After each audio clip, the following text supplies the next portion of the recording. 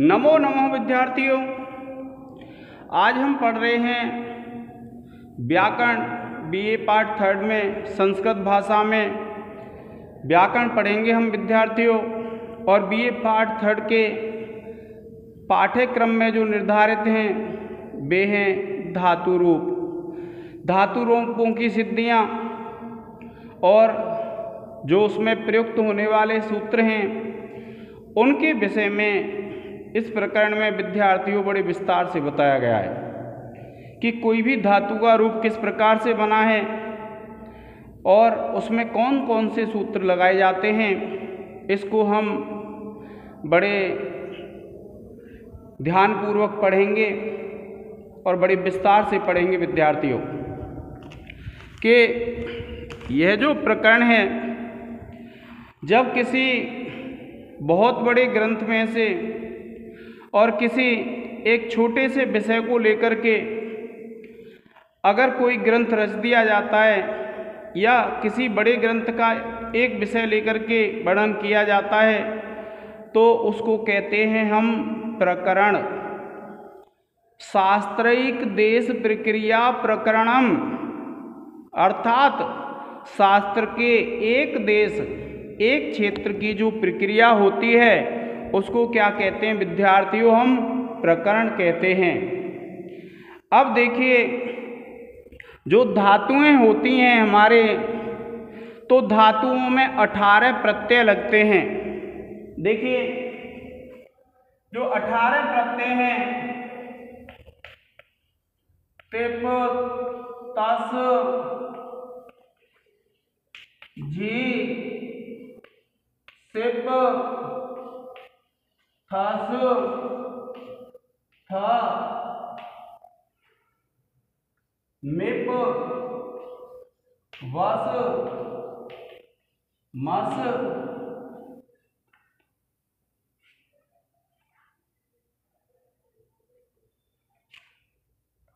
त,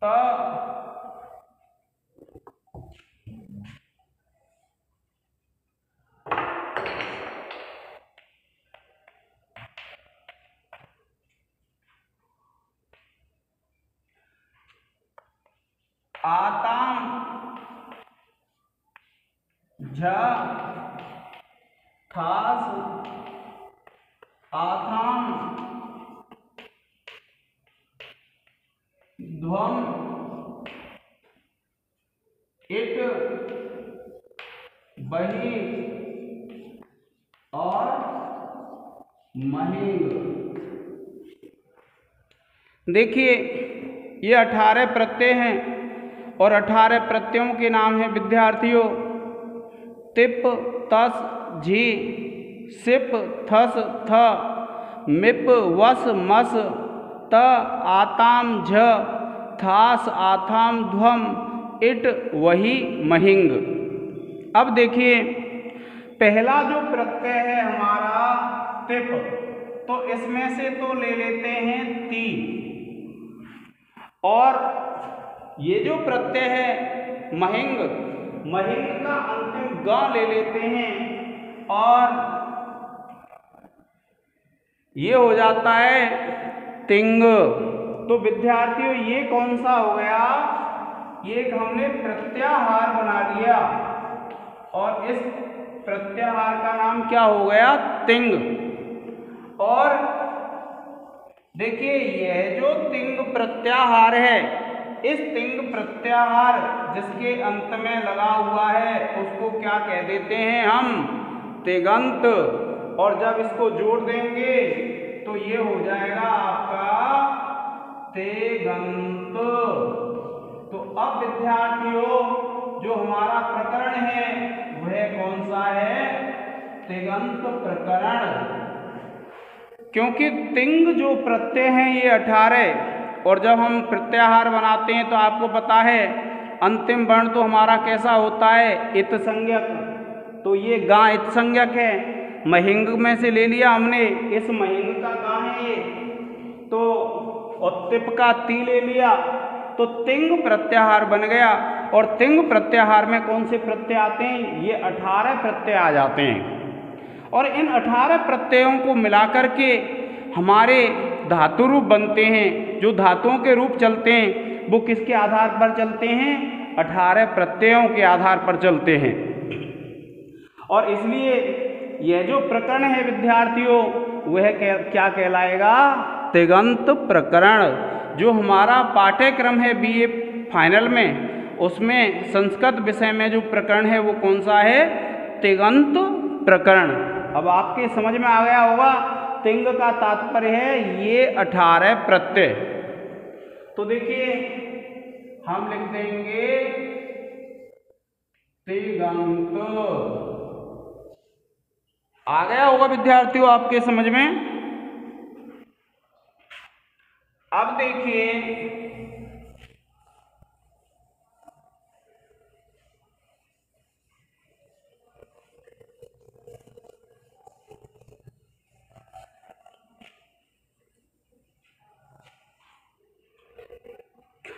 संस्कृत भाषा में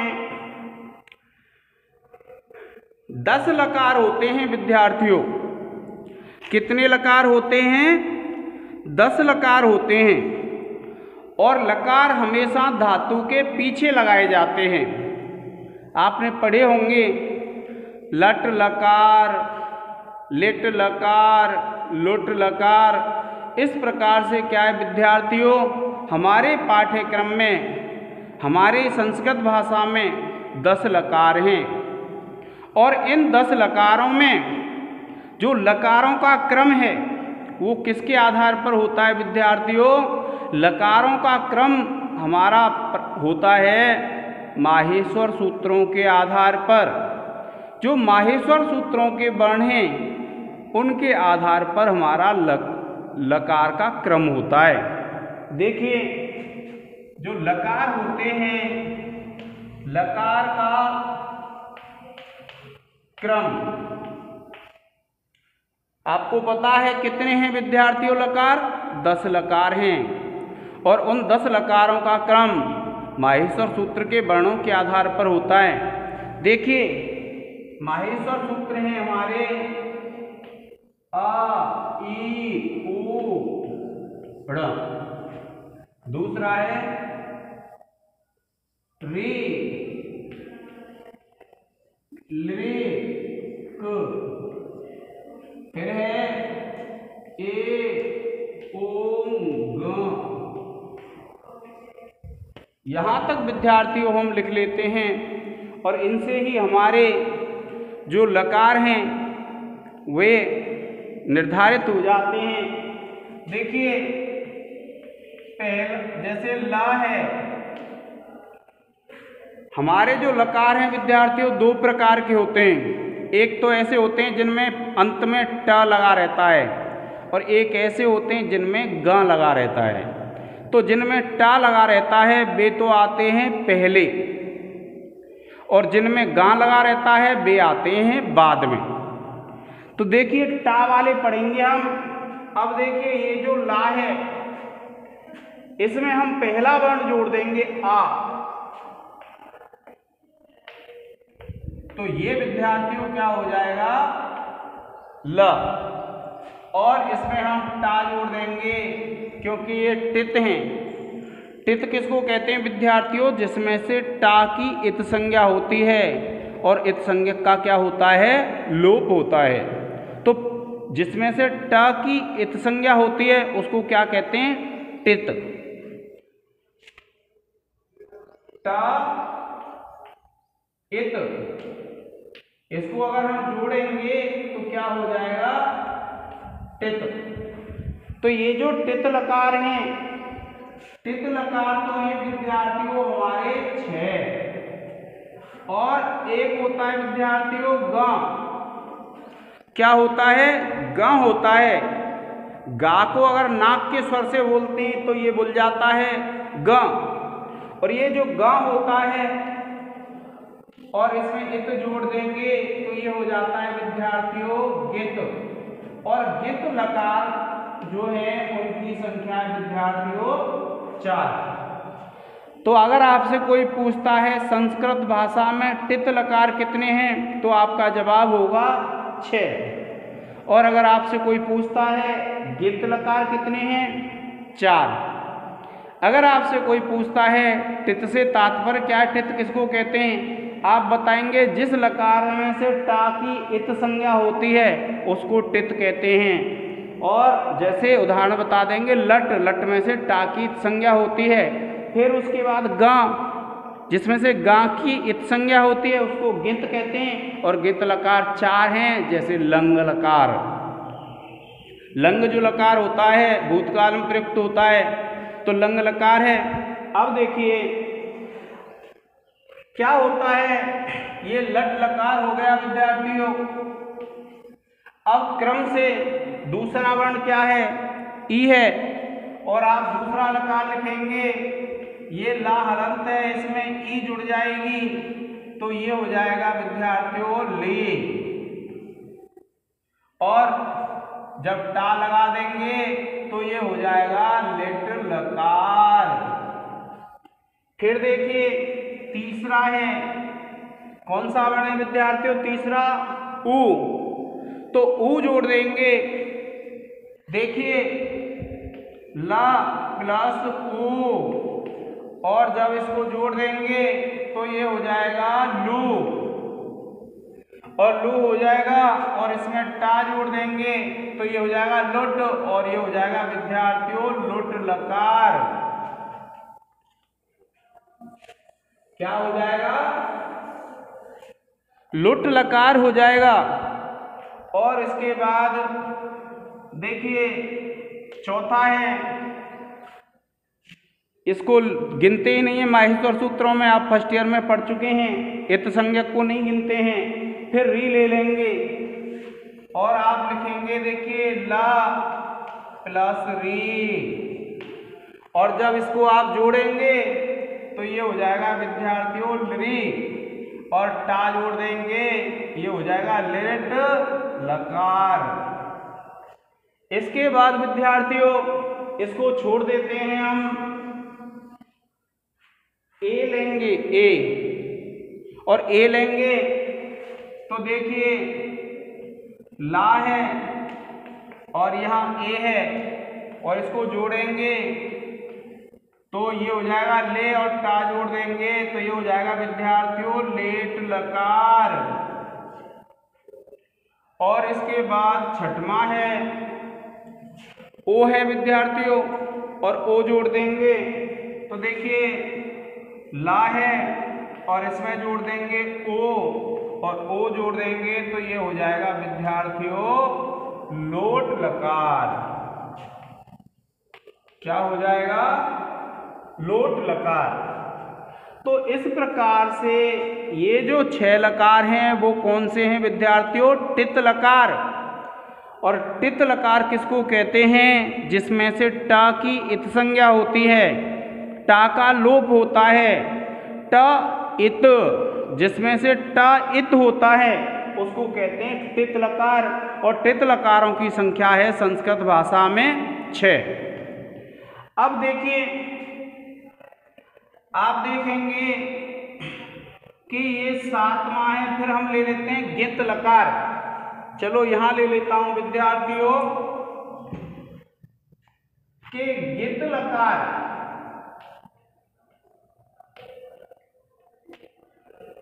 जो गित लकार है विद्यार्थियों उनकी संख्या है 4। कितनी संख्या है इनकी, 4 है। और देखिए जैसे मैंने लिया ला और इसमें जोड़ दिया मैंने आ,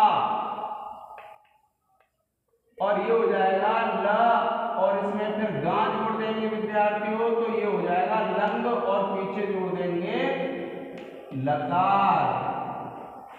ला है विद्यार्थियों, आ जोड़ दिया हमने, ला हो गया, और गा पीछे जुड़ता है क्यों, गा का लोप होना है, लकार।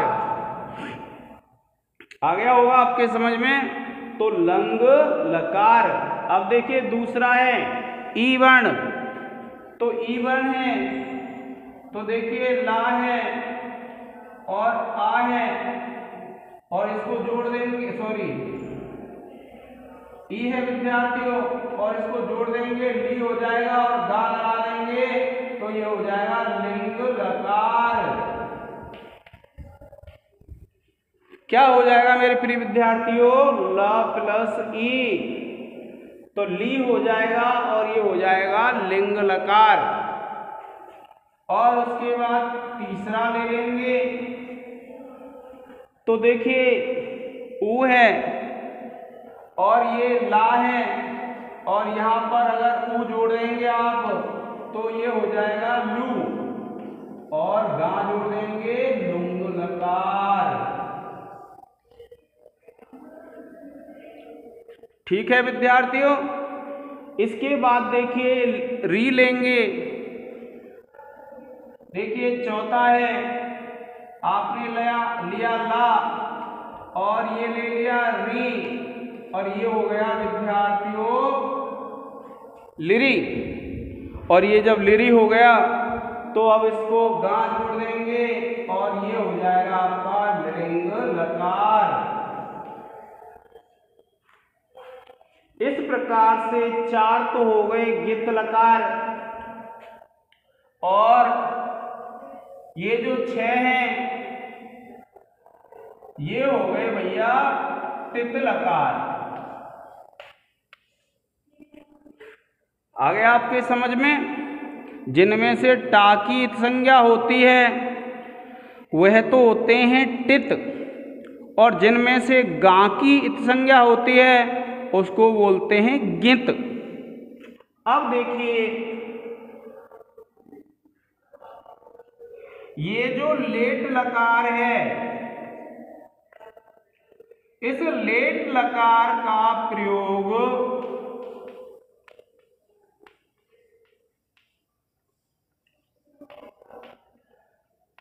वेद में होता है।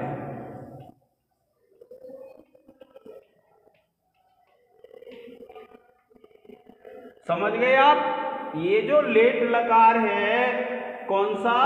ये जो 5वां लकार है, इस 5वें लकार का प्रयोग होता है वेद में, और वेद में होता है तो फिर ये कितने रह गए? ये घट गया तो 9 रह गए। अब देखिए ये जो लिंग लकार है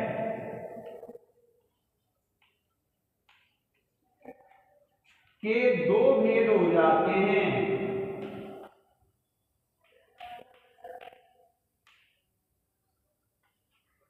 एक होता है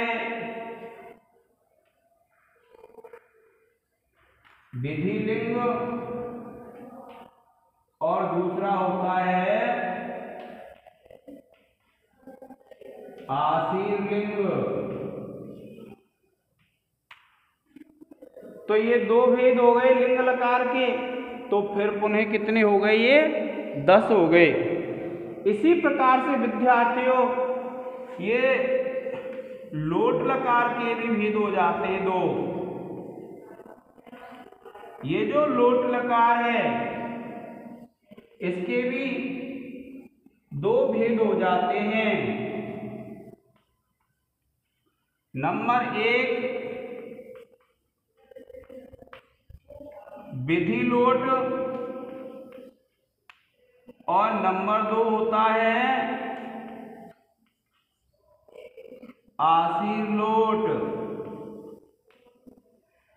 इस प्रकार से विद्यार्थियों ये जो लकार हैं उनका एक क्रम है, और इस क्रम में माहेश्वर सूत्रों को अगर आपने याद कर रखा है तो आपको कोई दिक्कत नहीं होती है याद करने में। और आपको ध्यान रखना है विद्यार्थियों, परीक्षा में आपसे ऐसे पूछ लिए जाते हैं कि क्रम से तीसरा लकार कौन सा है, तो आपको ध्यान रखना है आ ई ऊ लुट लकार। पहले टित आते हैं 6, उसके बाद गित आते हैं 4। तो इस प्रकार से ये 10 हैं, और इनमें ज़्यादा भेद नहीं है, और ज़्यादा भेद नहीं है इसलिए एक ही लकार का प्रयोग होता है संस्कृत भाषा में। तो पुनः क्या ये 10 लकार माने जाते हैं विद्यार्थियों। और अगर हम वेद को मान लेते हैं तो फिर 11वां लकार हो जाता है आपका लेट लकार। तो कई बार ये प्रश्न पूछा जाता है कि वेद में प्रयुक्त होने वाला लकार है, कभी ये पूछा जाता है क्रम से चतुर्थ लकार है। तो आपको विद्यार्थियों इस क्रम को याद कर लेना है। मैं समझता हूँ आपको कोई भी परेशानी नहीं आएगी। अब आपसे कोई ये पूछ सकता है कि भैया इनमें टा जोड़ने की क्या आवश्यकता थी और इनमें गा जोड़ने की क्या आवश्यकता थी। तो देखिए,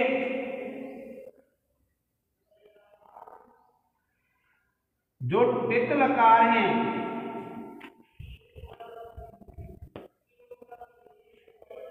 विद्यार्थियों आप इसका एक स्क्रीनशॉट अभी बताता हूं मैं आपको। देखिए यहां से लिख देता हूं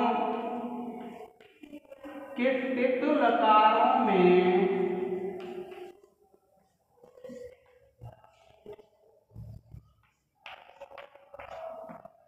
टा जोड़ने का प्रयोजन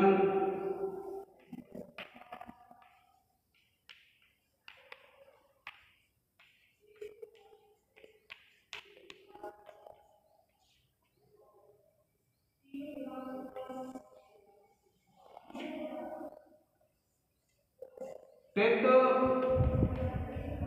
आत्मनेपदानां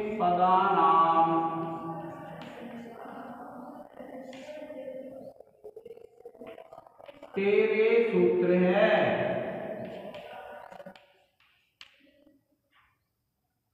और गित लकारों में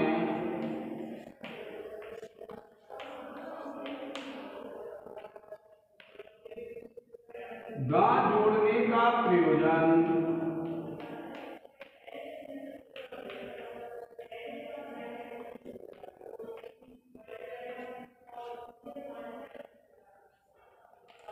नित्यम गितः सूत्र है।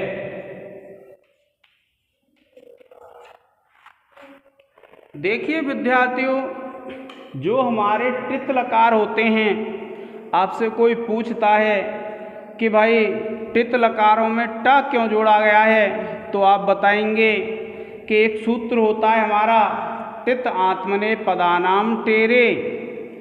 उस सूत्र में टित की आवश्यकता पड़ती है, इसलिए इन लकारों में ट जोड़ा गया है। और फिर पूछेगा गित लकारों में ग क्यों जोड़ा गया है, तो आप बताएंगे कि एक सूत्र होता है नित्यम गितः, और जो नित्यम गितः सूत्र होता है, उस नित्यम गितः सूत्र में गित की आवश्यकता पड़ती है, ग इत गित की आवश्यकता पड़ती है, और इसलिए गित लकारों में ग जोड़ा गया है अंत में।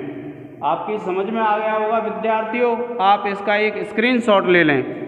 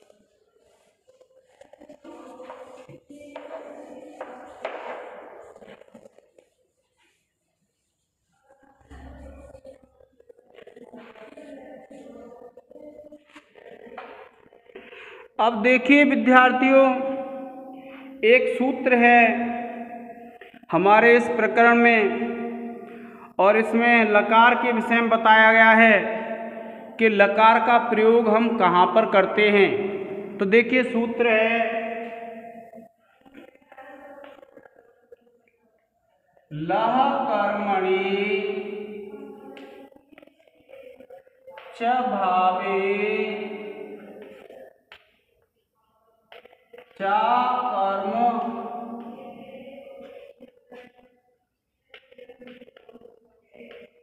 केभ्यः लह कर्मणि च भावे च कर्म केभ्यः। क्या बताया विद्यार्थियों कि लह कर्मणि च भावे च कर्म केभ्यः, यह सूत्र है। और यह सूत्र ये कहता है विद्यार्थियों कि लकार सकर्मक धातुओं से, देखिए इसका अर्थ बता देता हूं मैं आपको।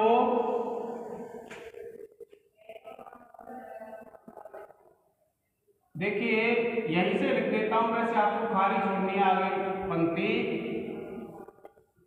लकार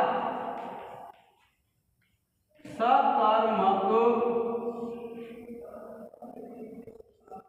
धातुओं से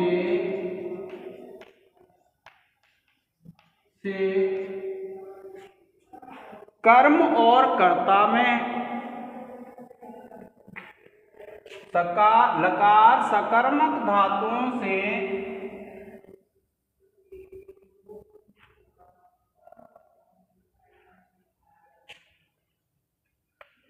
कर्म और कर्ता में तथा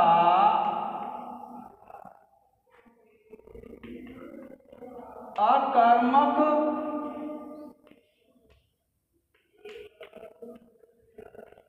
धातुओं से भाव और कर्ता में होते हैं।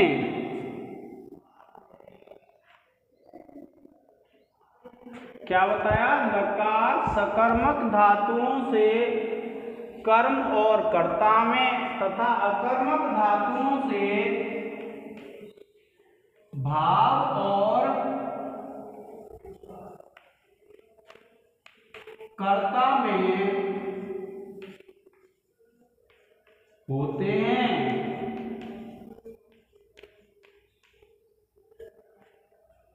आप लिखेंगे जैसे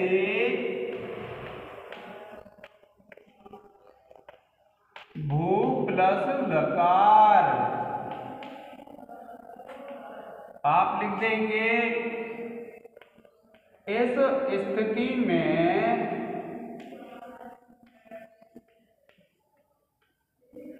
क्या लिखेंगे विद्यार्थियों? आप इस स्थिति में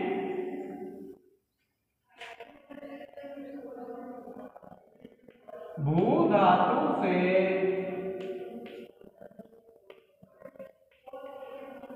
लकार कर्म और कर्ता में प्रयुक्त हुआ है।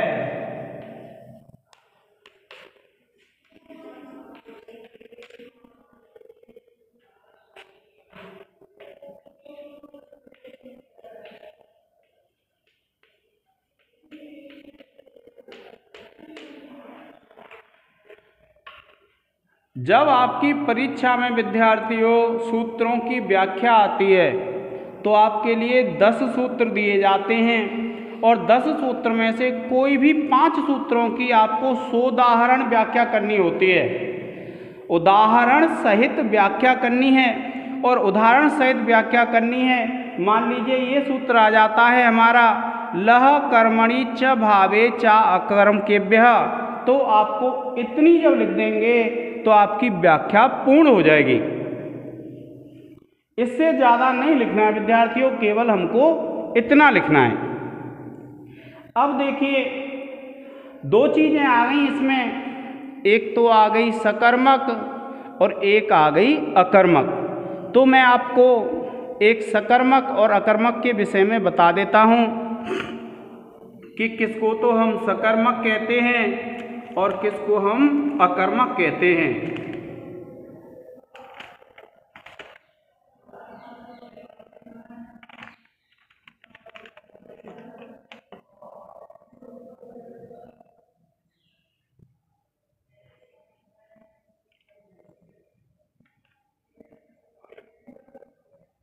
देखिए,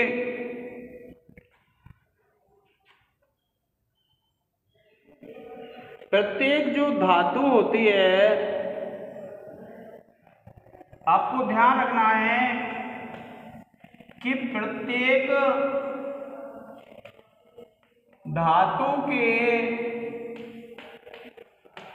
व्याख्या विद्यार्थियों यहीं तक करनी है आपको। मैं आपको बस इसमें आ गए सकर्मक अकर्मक, इसलिए आपको सकर्मक और अकर्मक बता देता हूं। प्रत्येक धातु के अर्थ के दो विभाग होते हैं।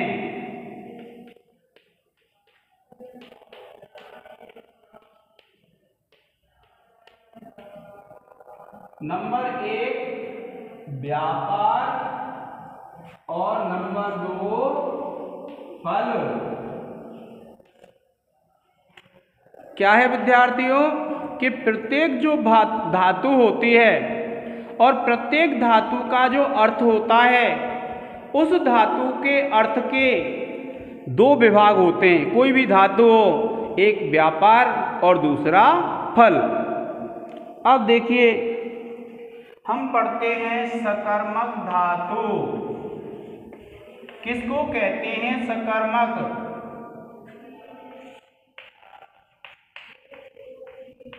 देखिए,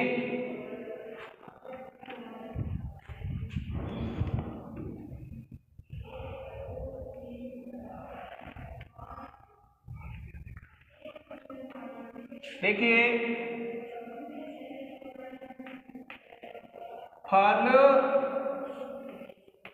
व्यधिकरण,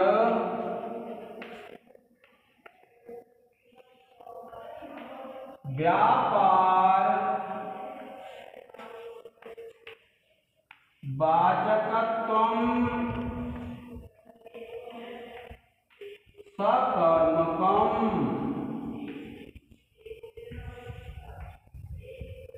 क्या कहा विद्यार्थियों कि फल, व्यधिकरण, व्यापार, वाचकत्वम, सकर्मकत्वम।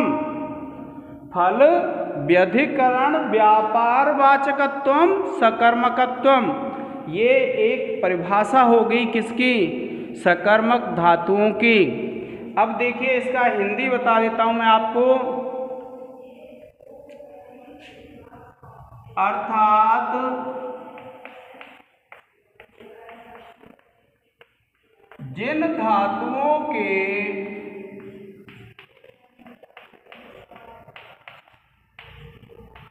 व्यापार और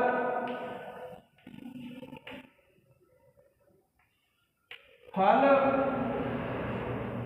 का आश्रय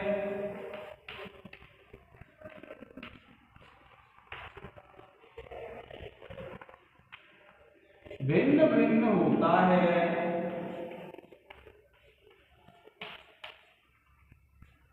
उन्हें सकर्मक धातु कहते हैं।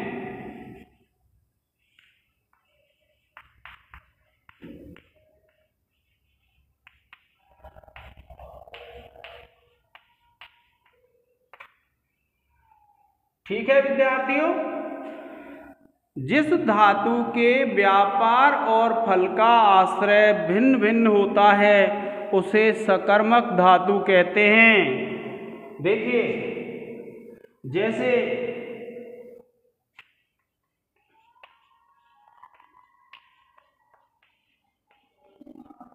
पच धातु है विद्यार्थियों।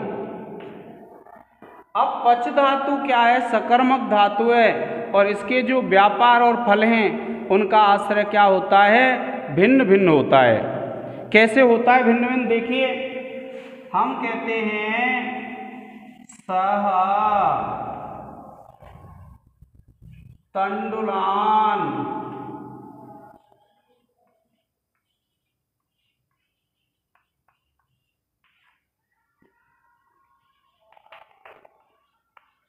ओदनम पचति।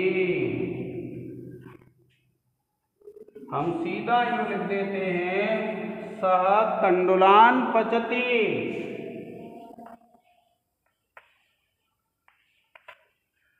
अब देखो विद्यार्थियों, यह हमारा एक वाक्य हो गया और इस वाक्य में हमारी धातु कौन सी है? पच है। अब इस पच धातु के दो अर्थ हैं विद्यार्थियों। एक तो क्या है? व्यापार और दूसरा है फल। जब हम कोई चीज पकाते हैं तो उसमें एक तो होता है व्यापार।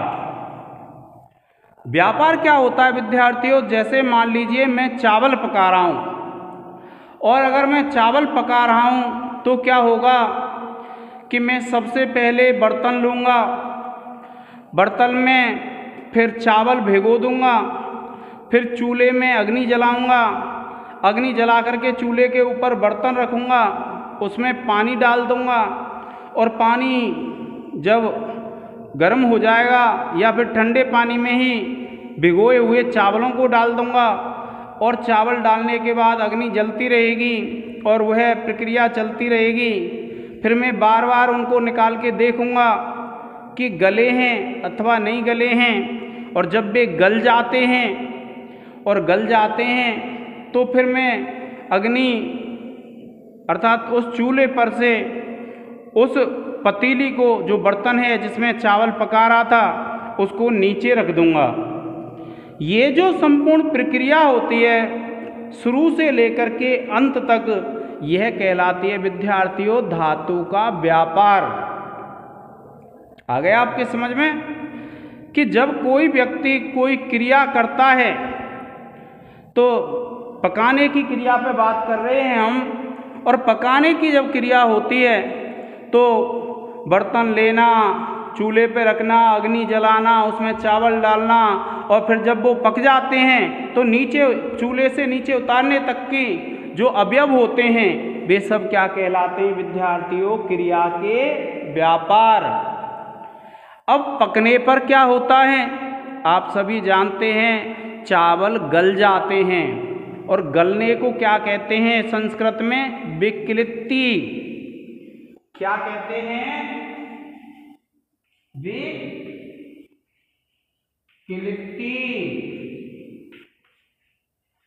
क्या कहेंगे विद्यार्थियों इसको हम? विक्लित्ति। चावल गल जाते हैं। फल क्या होता है पकाना क्रिया का? कोई भी चीज हम जब पकाते हैं, मान लीजिए चावल पका रहे हैं, तो क्या फल होगा? जो चावल पहले जैसे थे वैसे नहीं रहते, वो गल जाते हैं। तो फल क्या हुआ? चावलों का गलना। तो अब देखिए, जो व्यापार था, व्यापार जो किया, कौन सा व्यापार? चूल्हा जलाना आदि।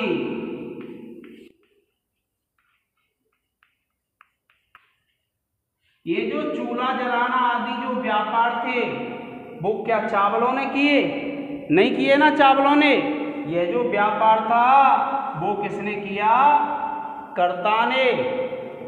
और फल क्या था? चावल गल गए। अब चावल गल गए तो चावलों का गलना ही फल था। इसलिए विद्यार्थियों चावलों में विकृति।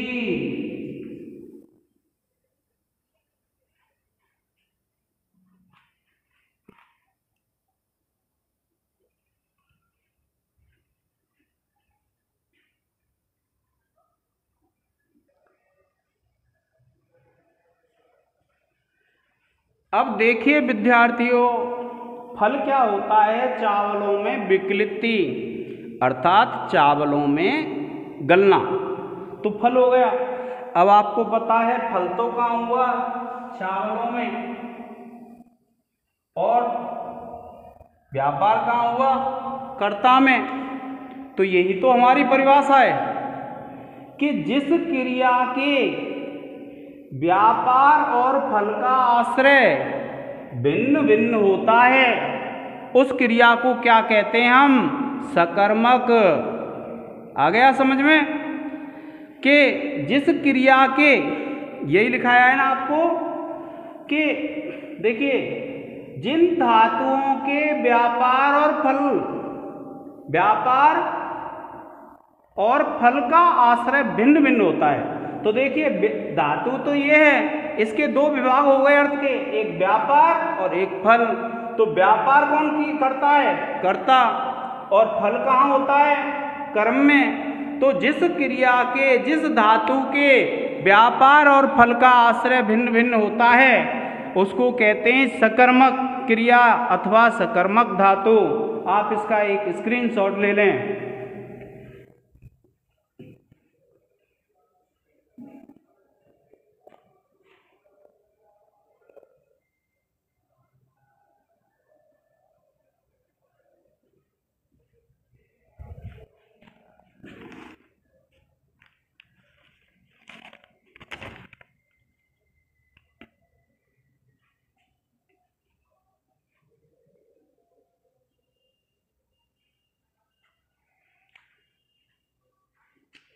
अब देखिए,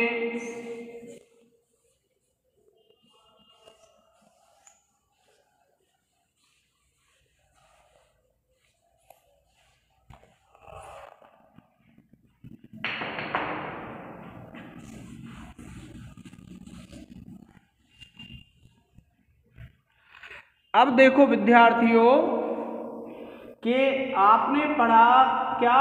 फल व्यधिकरण व्यापार वाचकत्वम सकर्मकम। अब देखिए, अब अगर हम अकर्मक पढ़ेंगे, कौन सी पढ़ेंगे? अकर्मक धातु, तो व्यधिकरण नहीं कहेंगे। देखिए क्या हो जाएगा? फल समानाधिकरण व्यापार वाचकत्वम। फल समाना क्या है? फल समानाधिकरण व्यापार वाचकत्वम अकर्मकम। कोई अर्थ तो अंतर नहीं आया, केवल हमने यहाँ समानाधिकरण कर दिया और यहाँ पर अकर्मक कर दिया। तो देखिए अकर्मक धातु कौन सी होती हैं? फल समानाधिकरण व्यापार वाचकत्वम अकर्मकम। देखिए जिन धातुओं के व्यापार और फल का आश्रय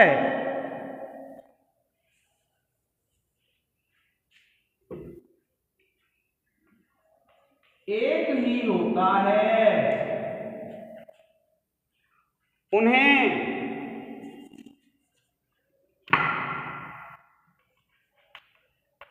अकर्मक धातु कहते हैं। जैसे सिंग धातु,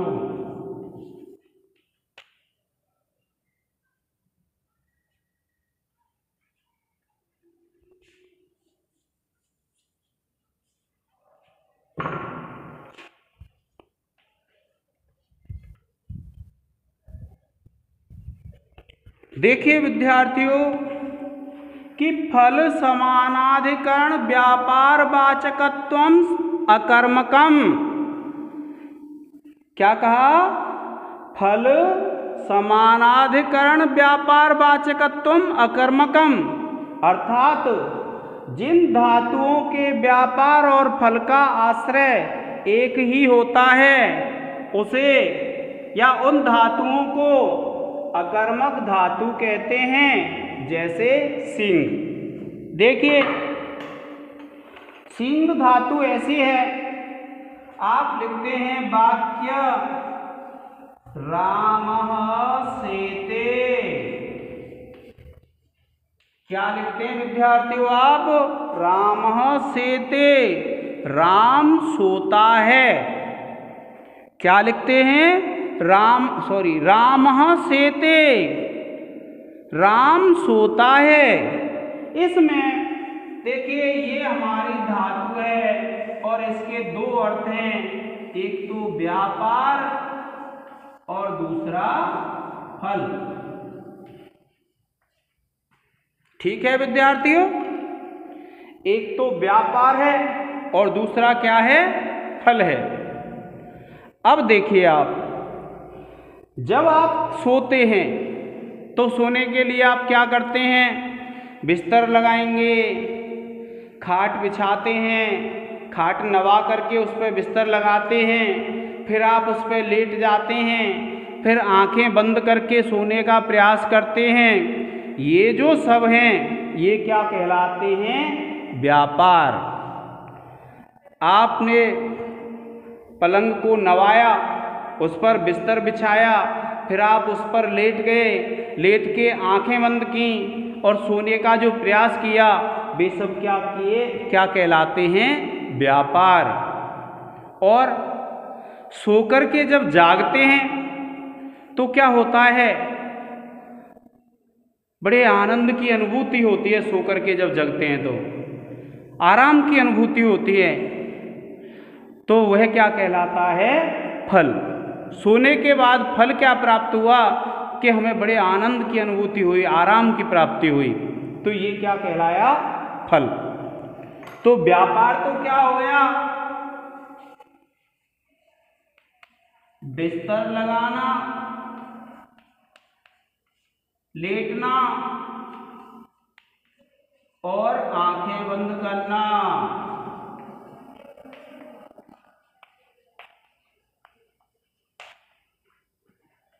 ये तो हो गया व्यापार।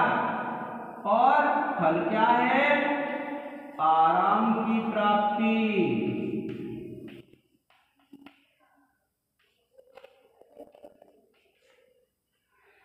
क्या है विद्यार्थियों फल? फल है आराम की प्राप्ति। और व्यापार क्या है? पलंग नवा करके उस पर बिस्तर बिछाना, बिस्तर बिछाने के बाद उस पर जा करके लेट जाना, और लेटने के बाद फिर आंखें बंद करके सोने का जो प्रयत्न करना है, प्रयास करना है, ये सब तो क्या कहलाते हैं? धातु के व्यापार कहलाते हैं। और फल, सोने के बाद जब हम जगते हैं तो जगने पर हमें आराम की जो प्राप्ति होती है वह क्या कहलाता है? उस धातु का फल। अब देखिए ये जो क्रिया है बिस्तर लगाने वाली, कौन करता है? जब राम करेगा। क्यों?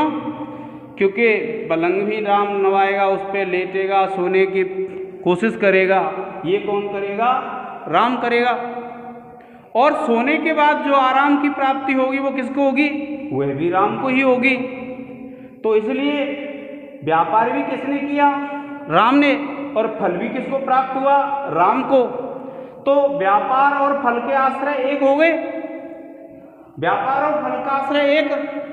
तो यही हमारा अर्थ है कि जिस क्रिया के व्यापार और फल का आश्रय एक होता है उस क्रिया को क्या कहते हैं? हम अकर्मक क्रिया कहते हैं। क्या कहेंगे? फल समानाधिकरण व्यापार वाचकत्वम अकर्मकत्वम। कि जिस क्रिया के, जिस धातु के व्यापार और फल का आश्रय एक होता है उसे अकर्मक धातु कहते हैं। जैसे रामः सेते, राम सोता है। इसमें जो व्यापार है, बिस्तर लगाना, लेटना आदि, इसका आश्रय राम है, और जो आराम आदि की प्राप्ति फल है वह भी राम को ही होता है, इसलिए इसका भी आश्रय राम है। अतः ये जो सेते, सींग जो धातु है वो क्या है? अकर्मक धातु है, इसमें कर्म नहीं होता है। रामः सेते। और देखिए फल व्यधिकरण व्यापार वाचकत्वम सकर्मकत्वम। और जिस धातु के फल और व्यापार का आश्रय भिन्न भिन्न होता है उसको सकर्मक कहते हैं, और जिस धातु के व्यापार और फल का आश्रय एक होता है उसे अकर्मक कहते हैं। विद्यार्थियों प्रिय विद्यार्थियों, मैंने आपको एक ऐप बताया था, उसको आपने डाउनलोड कर लिया होगा। उसको डाउनलोड करके टेस्ट की जो प्रक्रिया है उस पर चलती रहेगी। आप उस पर जब भी मैं लिंक भेजता हूँ आप टेस्ट देते रहना। आज के इस लेक्चर में इतना ही। इसका आप एक स्क्रीनशॉट ले लें। धन्यवाद।